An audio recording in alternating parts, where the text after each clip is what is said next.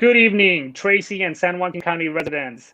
I'm your host, Raj Singh, and I have my co-host with me, Gurtej Atwal, today, along with me, and we are having such a wonderful person on our show running for Congressional District 10 for California, Mr. Ted Howze. Gurtej, please introduce yourself and let's give a time to Mr. Ted as well.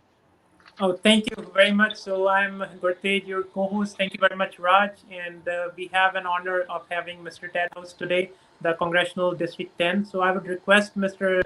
Ted to please introduce him.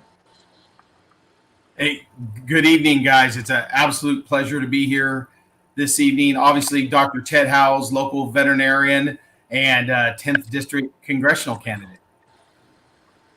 Thank you, Mr. Ted. And I think we can start our show kind of getting more into that Ted's running for Congress for District 10.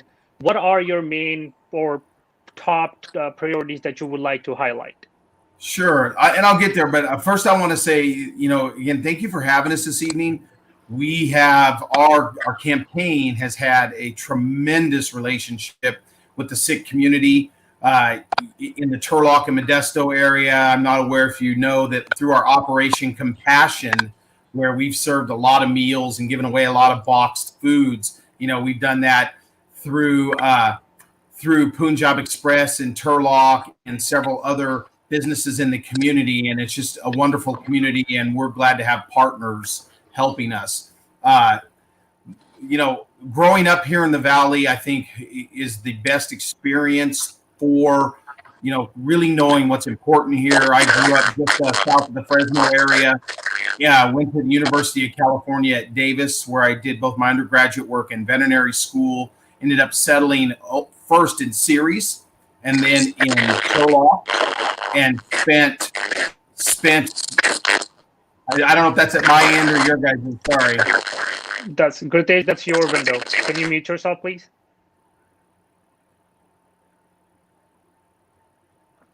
Okay. Okay. Sorry, guys. So, I've worked the last 26, going on 27 years as a large animal veterinarian here in the Valley, immersed in agriculture every day. I've also, coached thousands of young people as a sports coach, especially at the high school level in football.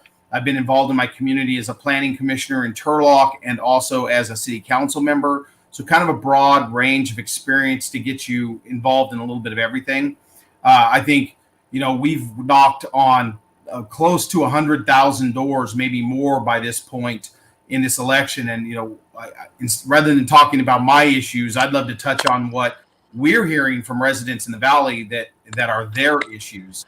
And, right now, the top things that we're hearing from everybody, it seems like they're asking us about public safety, defunding the police, where we stand on that. They ask consistently about healthcare. It's such an important issue, I think, to every single Valley family. We're asked about homelessness. How are we going to return to quality of life in the Valley with everything that's going on? Water, of course, is always a big concern here in the Valley. And I mean, those are really the top issues that we get all the time. Thank you very much, Mr. Ted. So you touched the key points. So I would want to request you, so please shed some light, or what's your point of view on public safety and safety of our law enforcement officers? Sure. Well, I'll tell you that, number one, I have a great relationship with law enforcement. I'm a former firefighter. I worked very close with members of law enforcement at many accident scenes. I mean, I know the vast majority of our officers, 99% of them, are just absolutely great people. They work hard. Their community is in their heart every single day, and they try to do good things. And so I support law enforcement 100%. Now, with that said, of course, we all realize there's things that we can do to improve the quality of service of any business, any government agency. And I think this call to defund the police is an absolute disaster, because if anything, we need more funding for better training. I mean, when you do a job where you have to make split-second decisions that are life and death, you can have 25 good years of service in one bad 5-minute period of time. And training is just crucial to people in public safety. And so as a former city council member, I know when you talk about defunding any agency in government, the first thing that they want to do is offer golden parachutes to experienced employees, try to cut the high cost positions out of departments. And then every head of a department wants to cut training expenses. And so if you get rid of experienced officers and eliminate money from training budgets, what we're going to have at the end of this defund the police are more incidents going bad, not fewer. So I'm firmly on the side of law enforcement and fully on the side of funding more training, more body cameras, more accountability for actions. And for those very small number of bad actors, of course, we should hold them accountable and prosecute them if they're not, not doing what they're supposed to be doing. Thank you, Mr. Ted, for putting some light on your point of view for the public safety and law enforcement. So I wanted to actually jump into now the next part of our question for this interview about the healthcare. So can you tell us what exactly, when we talk about the issues that you will have getting it from the residents, what about the healthcare side? What topics are we talking about here? Sure. Well, I don't know how much background you guys know. I have personal experience with the issue of healthcare in our country. My late wife, we struggled with an insurance company for 3 years trying to get her the testing she needed. And, we all want to believe in our doctors and our health insurance companies that they're all trying to do the right things. Her doctors were really trying. It was a health insurance company that continued to deny testing because it said she was too young and too healthy to have a heart condition. That's, of course, until she dropped dead during a 5-mile fun run with my youngest son running with her. And it's one of the reasons I got involved in this, because I vowed that was a call to action to take on the corporate healthcare lobby, health insurance, and make sure that no other family had to go through the type of tragedy that my family went through. So I'm a firm believer everybody should have access to affordable healthcare, and that we should fight to get costs down. And there's multiple ways we can do that. I'm a huge believer in open competition, opening up health insurance across state lines, posting prices, telemedicine. There's a lot of things that we can help do to drive prices down for people with private health insurance. And I believe that we should save the private health insurance industry. We should not take that non-taxable benefit away from 100 million Americans. People who go to work at their jobs, they receive that from their employer. That's a non-taxed benefit. If we get rid, as my opponent wants to, all private health insurance, you have almost a third of Americans that lose their health insurance that they're receiving from their employer, that they're now going to have to pay a tax to receive. And if you've ever traveled around the world and seen how, government-run healthcare works, it's not always the best system. To control costs, they have to limit services. And I like to tell people, if you can imagine going to the DMV for your health services, I don't think any of us are ever happy when we walk in the DMV. So I think we have to find a system that we make the private health insurance model more affordable. And then we have to find a way, and I call it Medicare for some, a way to provide health care to those who just simply can't afford it, because I do believe everybody should have access. And for me, I would like to see the federal government block grant funds to states and allow the states to decide how they're going to provide that health care. Now, myself, I grew up in a family that, we didn't have a lot of means. We went to county hospitals. I would like to see the county hospital system reinstituted. And I think there's a way to do that, especially, a lot of my doctor friends, a lot of young people I know going to medical school, taxpayers subsidize that. It would be great that we required that everybody who came out of a publicly funded university, a publicly funded university where taxpayers are subsidizing education, have to go do a 2-year internship in a county hospital. Talk about see every medical condition under the sun and make better doctors. But we can also provide that health care to people who just can't afford it or don't have access to it in any other means. So I think there are absolutely a lot of ways as a country we could approach this issue, but we've got to start having legitimate conversations instead of, partisan fights over either, Medicare for all for everyone, kill every other health insurance, or no, we're not going to do anything. And I think that we need to get moderate people with common sense to find a real answer. And then lastly, within that realm, I've also vowed, listen, anybody with a pre-existing condition should not be locked out of being able to get health insurance or medical care. So I stand 100% behind covering people with pre-existing conditions. I know my opponent just recently sent out a mailer. He's trying to scare Granny, and he's trying to scare anybody with a health condition that we won't cover those things. I want to make sure everybody knows I absolutely stand behind covering pre-existing conditions. Yeah, no, Dr. Ted, we are sorry about the untimely loss, and thank you very much for sharing your point of view on the healthcare. So moving along to the farming sector, so one job out of three jobs in our Central Valley that depends on farming. And water, that is the main essential for our farmers. And with our 20th century infrastructure, our delta, our levee, and Southern California, depending on water from that is transferred from here. So what is your vision towards water in the Central Valley? It's simple. We have to build more water storage.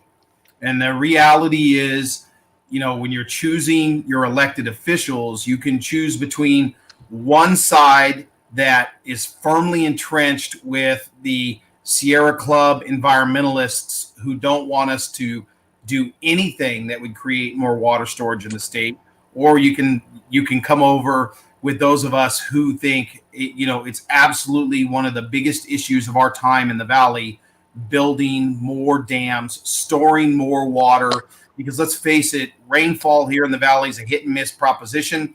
We get 50% of our years are wet years if we're lucky, or more can be dry years. So we've got to start storing that water.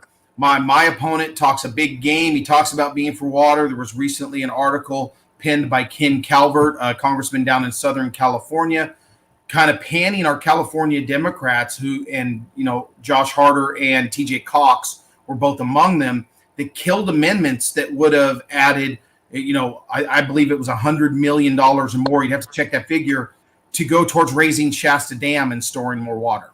So, you need to elect people that actions match the rhetoric. And myself, I am 100% for building more water storage. We absolutely have to have it. My opponent tells you he is, and then when the chips are down, he doesn't show up to make it happen. So, water storage is a massive issue. I work in agriculture every day and understand that. And let's get with getting it done, and voting for Ted Howze is a vote for more water storage in California.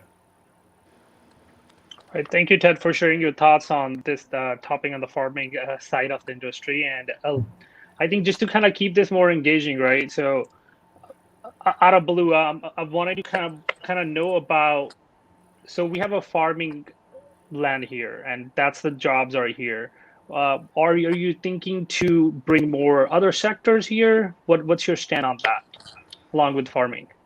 Yeah, I actually believe that our valley is kind of the Goldilocks zone for jobs, right? We have a little bit of everything. That's one of the things I find amazing about Tracy. Even though I'm a Turlock guy, Tracy is not only ag land, but it's also a distribution hub. So much traffic in and out of the Bay Area and from the Delta and the shipping. And we see that in Patterson now, obviously, with all the stuff with Amazon. Crow's Landing Naval Air Station is an absolute opportunity for an area to bring more jobs that we can ship products all over the world. Now, my background, if you go look at the city of Turlock, I was the financial architect of what is the Turlock Regional Industrial Park. We took redevelopment dollars before the state of California stole them from all cities. And we went in and we pre-plumbed water, sewer, power, improved the roads. We're building high-tech agricultural manufacturing. And this is why I say we're kind of the Goldilocks zone, because we can do a little bit of everything really well. We have TID, MID power. There's areas within the 10th district that we're not under the thumb of PG&E. We can produce a lot of products really cheaply. And we still have plenty of water coming down, into TID and MID. So we just have the opportunity. Agriculture is our lifeblood, but it's just the start. As we can produce these high-tech and agricultural products, we can then utilize other areas in the district to ship these all over the world. So my goal would be to sit down with city leaders in every community and figure out how do we leverage the strengths of each community. What Turlock can do well, maybe Tracy has something else that they do really well. They have the land for it. They have the zoning for it. How do we work together to integrate all those things and make the whole district stronger? And in that vein, I'm very proud. I've built just tremendous relationships with the leaders in almost every single community, endorsed by, Mayor Rickman in Tracy, Mayor Bublak in Turlock, Mayor Brandvold in Modesto, Mayor Cantu in Manteca. I mean, the list is long. Almost every single mayor in the district's endorsed me because they see that I have the background of building and bringing jobs, and they want to work with Ted Howze as our next member of Congress. And we've crossed, bipartisan lines, working with other members of opposite parties here in the Valley. Just recently we took a tour of affordable housing in Manteca, and we did that with members of every party that want to come together and work well once we're elected to be able to get things done for the Valley. So do I want to bring jobs? Absolutely. Do I have an idea of how to do it? You better believe it. I've done it before in Turlock, and it's about working together with every community to leverage our strengths. Thank you, Dr. Ted. So you touched that farming, that is the main breadwinner for the Central Valley. With that, the high-tech farming, or you mentioned that the logistics, so those are the essential parts. So the other thing that I kind of find is approximately 100,000 people or individuals, they have to travel to Bay Area on the daily basis for the job opportunities there. So from the schooling perspective, so what is your vision towards our educational aspect? So what would be the approach of Central Valley so that we have a workforce that would attract the job opportunities more here in the Central Valley? Yeah, well, so, I'll start off by saying I'm a big proponent of school choice. There's great schools in the Valley, and there's some not so great schools. I believe that education should be handled at the local level by local school boards who know their district, know what's valued, and more importantly, know what's needed in their community, right? I just recently had a big employer contacting us. They needed fabricators and welders that could deal with stainless steel. That it's a high-paying area. They're having difficulty finding people who could do it. This feeds into more, school systems like Denair, where they have a strong agricultural strong agricultural background, and they can put people through them and train them. That's a school district that may draw students from all over if they know that they're helping teach kids jobs that are in demand. So I just think parents ought to be able to send their children to the school district they want to send them to and have that choice. And if they have a failing school district that's in their backyard, they can pick their kids up and send them to charter school or private school, right? I think that's crucial to number one. And competition, of course, makes everybody compete better because failing models fold in the face of competition. And I know a lot of great teachers who would love to see changes happening in their school district, but it's just like a slow grind of a wheel to make change. So that's number one. I support school choice. And I already talked about, I think schools should be controlled at a local level, not by Washington, D.C. Programs shouldn't be handed down that they have to run. I have teachers tell me all the time, especially with the state of California, that they have so many mandated things that they now have to do in their classroom that they don't have time to teach the 3 R's, right? That it's just becoming a competition with what they're being forced to handle in schools. So I'd like to see that pulled back out of the school system and allow our schools to compete. Now, we have some great colleges here in the district. Stanislaus State, tremendous school. But Modesto Junior College, great school, right? We're turning out some really terrific people from college. The problem is we don't have the jobs. They graduate and they end up wanting to go elsewhere. So it circles back to building the jobs we need here in the Valley so that people will stay. And I will tell you, I have that commuter experience because as a coach at the high school level, I've had a lot of players that get up in the morning, come to school. Their mom and dads are gone already, headed over the hill for work. They come home from practice at night. Mom and dad aren't home yet. I've had a lot of my players through the years that we've helped feed because they weren't going to have any dinner when they got home at night. A big push for me for developing the jobs that we did in Turlock was so that more parents could be closer to home. They could come and go from work, gets more traffic off the streets, but they're really there for their family. Core family, stronger students, ultimately better achievement down the road. And that's one of the things. Jobs have to go hand in hand with schooling, and it'll be one of my top priorities. And just a follow-up question on that, Mr. Ted, as well. We talked about Stanless University on the Stanless County. In the San Joaquin County, what I heard last time, there was some talks about opening a new CSU in the Stockton area, but we have Tracy and Modesto close by, neighboring city each other, and we have such a rather rapid pace growing community. And what do you think about any idea, any thoughts about that might be imperative to have in this area as well in order to attract more jobs? Because what I believe and kind of see logically, the IT companies or any companies, they would want it to open up or invest into the areas where they have a workforce, and the workforce is being generated through the universities. And if they don't see them in the pipeline, it just kind of not go for them, kind of green signal for them. Hey, we probably don't want to get into this. So what are your thoughts or some ideas towards this Tracy and Mountain House area? Yeah, I actually think we need another CSU here because, Stanislaus always seems to be full. I'm a graduate at UC Davis, and UC Davis had the reputation of being the ag school back in the 80s when I attended. And I liked that because we knew kind of what you stood for when you were going there. The programs were tailored to young people who really wanted to heavily be involved in agriculture. And thank goodness, because we have all the great wines in California that we have because of a lot of the people that came through the enology department at UC Davis. I'd like to see us build more CSUs and have them kind of tailored towards regionally what are, a big demand.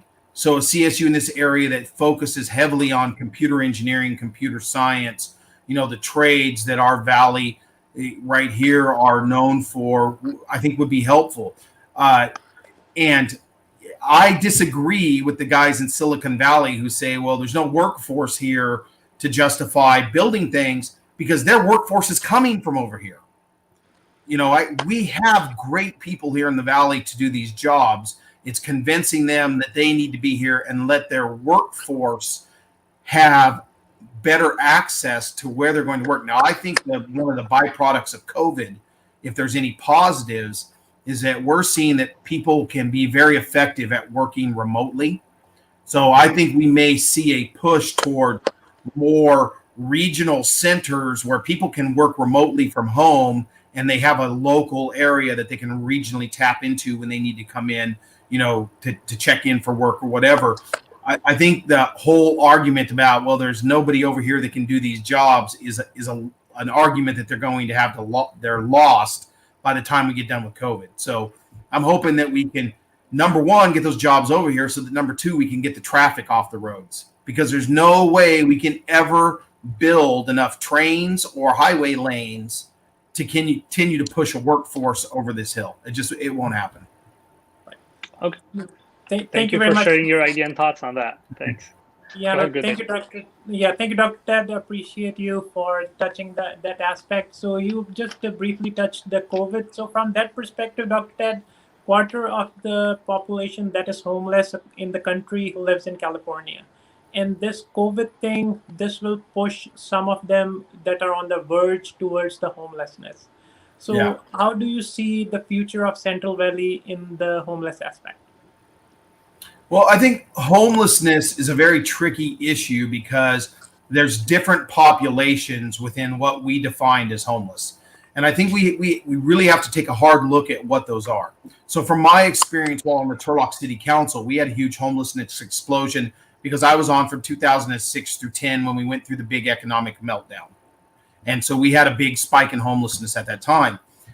So the difficulty lies in, okay, who are truly homeless because they've just lost a job, they've lost their home, the whole family's affected. and who is what falls into the second category, not homeless, but rather criminally vagrant. And there are so many faith-based programs and community programs that help truly homeless people.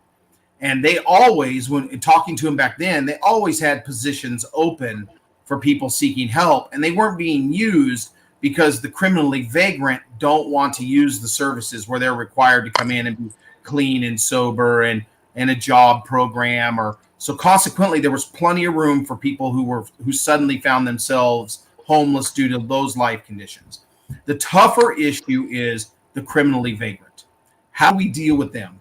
And right now, as a society, we're doing a very poor job because we are just investing state, federal, local monies in applying a Band-Aid, feeding and housing people that for one reason or another are making some very poor life decisions. So for me, I think handling homelessness is a multi-step process.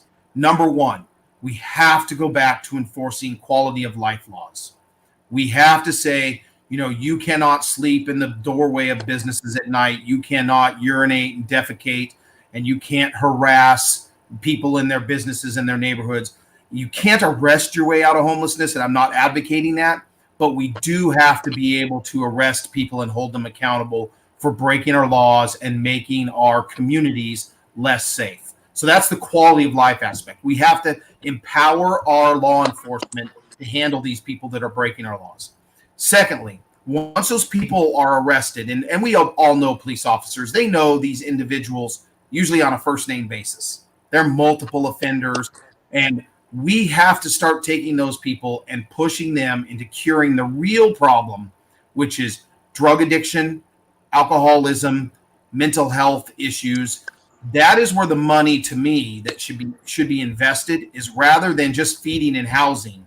It should be invested in treating the underlying causes and trying to get people who are criminally vagrant being back to being productive members of society. So how would I do that? I would invest those federal monies into diversionary programs. Once you're arrested, you get a choice. Hey, you can stay in jail, or you can go into drug treatment, alcohol treatment, mental health therapy. And once somebody completes a diversion program and they come out, we don't just kick them back to the streets. We put them into a transitional housing program, and then we get them involved in a job training program. So ultimately, we take somebody who's willing to, put themselves in a better position through completing diversionary therapy. We'll help them become productive members of society. Again, it's biblical. Instead of just giving them a fish, we're going to teach them to fish. Then once they complete all that, we stick with them in transitional housing until they can get out of it. And we assign case officers to them to check in and make sure that they're transitioning well. It's part of giving everybody a second chance if they're willing to, pull themselves up by their own bootstraps. I absolutely believe that that's the solution. Enforcing quality of life laws, giving people options to get into diversionary therapy, and then helping them transition back into society. And I think we do that with the federal and state monies right now that we're essentially just burning. We're just burning by feeding and housing. So, in my experience, when we did that at a certain level in the city of Turlock, we helped more people and we trimmed the number of homeless over time. And I think that's the model that we should pursue here in the Valley. Thank you, Mr. Ted, for touching on the homeless side of the house. And I'm going to bring it to the next part, which is the follow-up from the last one regarding COVID for our district overall. What are your idea, or what's your vision, or how are you planning on addressing this issue? And how do you see what are the complications and how you're planning on solving those? Sure. Well, I believe, first of all, when we win this race, we're not going to be sworn in until January 2021. And, I'm hoping that we have a pretty good handle on COVID by then, hopefully either a vaccine out or, a natural immunity through herd immunity built up. I think the focus for us really has to be on protecting susceptible populations. We know COVID hits people who are elderly and have some other type of underlying condition very hard. My own parents, we talk all the time about keeping them out of the public eye too much. And if they need help with us help getting groceries or whatever, we'll do that. I think we have to somewhat as a society take responsibility for ourselves with social distancing. Now, with that said, for people who are young and healthy and, they choose not to fear what the ramifications, either rightly or wrongly, they choose not to fear it, we need to allow businesses to open back up. I mean, if you can walk into a Walmart with all the people in there, I think you should be able to go sit down and have dinner in a restaurant if that's your choice. I think we get into a fight between people who want to take one side or the other. Hey, COVID isn't real. Oh, yes, COVID will kill everybody, right? We both know friends like that. And I think what we lose, again, is a perspective about there are pretty common sense solutions that we could live with in the short term. And for me, one of those would be, listen, we're going to set aside 2 days a week where, people who are fearful and believe everybody should wear a mask and whatever, Tuesdays and Thursdays are going to be off limits to anybody entering, grocery stores, shopping centers, whatever, if you're not wearing a mask. 2 days a week. That's all we ask. Let's comfort the people who are fearful. The rest of the week, we're going to let businesses be open as normal. Now, what I'm saying is that's just one idea. There are options for people with reasonable minds who don't feel like they have to go out and entrench themselves to be the person that's right about the disease. I think we should just use common sense, and hopefully we'll get to a point where we either burn this thing out or we have availability of a vaccine for those who wish to take it. And we need to get our businesses back open because we're killing our local cities and counties with the lack of sales tax dollars coming through, not to mention putting a lot of our service providers out of business. I mean, you can see how tough it's been on hairdressers and nail salons and restaurants. And, we're talking small business owners' livelihoods who maybe have worked their whole life to own a small business, and now they see what they've worked so hard for evaporating. It's unfair to say, well, they can't do what they're doing, yet the big corporate giants stay open. So let's find a happy medium. That's where I come from on the COVID issue. Right. No. Thank you very much, Dr. Ted. We have touched most of the aspects which the Central Valley as well as our District 10 voters want to listen. So in the end, I would request you to please share some more issues or the topics that you have in mind, you want to share it with the voters, and briefly let the voters know what Mr. Ted stands for, what would be their takeaway from our discussion.